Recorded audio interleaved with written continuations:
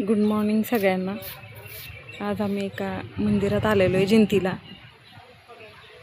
हे बघा मंदिराचा हा परिसर आहे. कधी कधी आपल्या आयुष्यात आपण एवढं कंटाळतो जॉबमुळं किंवा अन्य कोणत्याही कारणामुळं माणसाला एक थकवा आलेला असतो. दररोजचं जीवनशैलीमध्ये आपण स्वतःला वेळ काढत नाही. आज मी सुट्टी घेऊन इथल्या मंदिरात आलो आहे. बघा हा मंदिराचा बाहेरील बाजू आहे.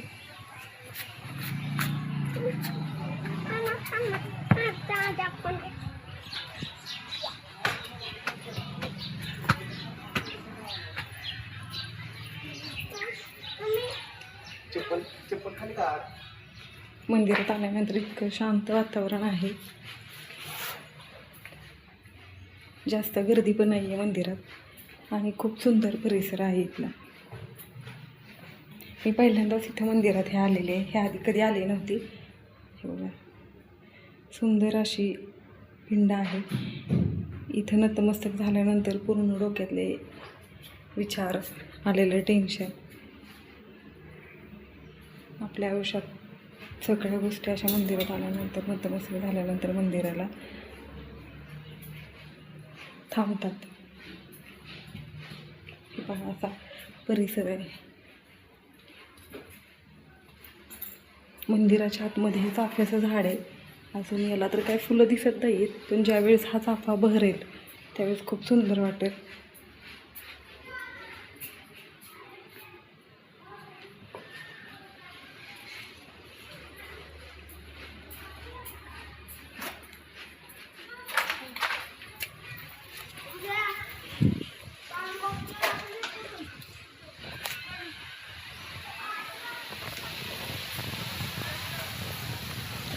थंड हवा सुटली नाही, मस्त वाटतंय ना, की वाटतच नाही की आपण मंदिराच्या परिसरात आहोत म्हणून. खूप मस्त असा परिसर आहे.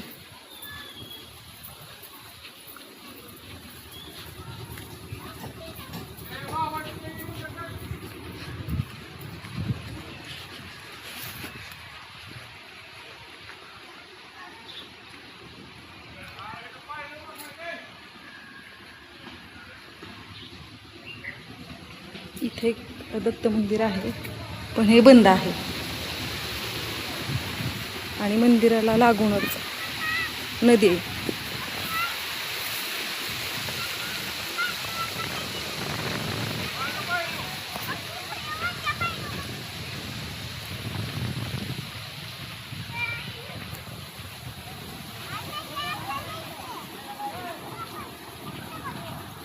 खूप लोक इथं मंदिराच्या इथं आलेले आहेत दर्शनासाठी, पण कोण ह्या सुंदरशा नदीचा आनंद घेण्यासाठी सुद्धा आलेले आहेत. हे पहा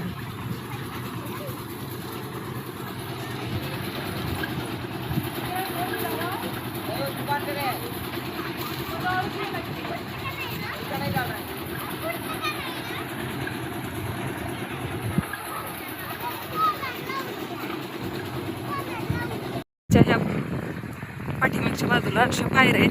पावसामुळे आता खूप चिखल झाला आहे. बघा हा चिखल पार करून मी आणि भेटू इथं आलोय. लोक पण आहेत इथं. सुंदर नजारा आहे. सकाळचे 11 वाजलेले आहेत, 11:30 झालेले आहेत. ऊन इतकं आहे तरी पण ह्या पाण्याच्या ठिकाणी आलं ना बिट्टू पूर्णपणे ऊन आणि सगळं विसरलंय. बघा बिट्टूला खूप आनंद झालाय. आज आम्ही खास सुट्टी घेऊन इथं आलेलो आहे. मी माझ्या मैत्रिणी एक छोटीशी मिनी ट्रिप आम्ही केली आहे बघा. आणि ते खूप जवळ आहे, आमच्या घरापासून खूप जवळ आहे.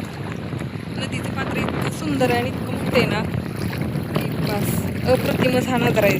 हा नजारा बघण्यासाठी संध्याकाळचा सूर्यास्ताच्या टाईमला खूप सुंदर वाटतं.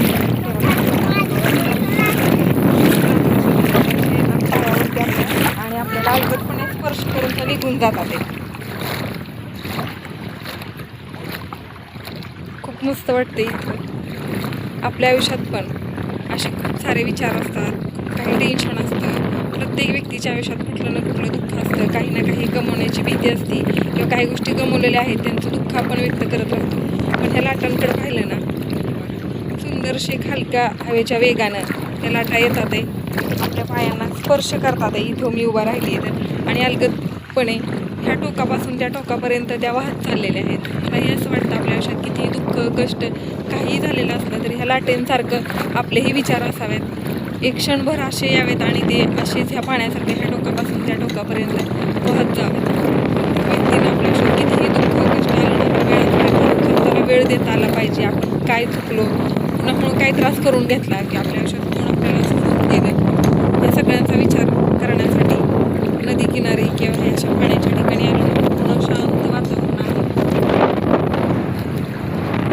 इतकी सुंदर फुले पक्षी असे बगळे कावळे असे पाण्यात येतात ते एक डोस मारतात ते आणि वरती उडान घेते ते बघा.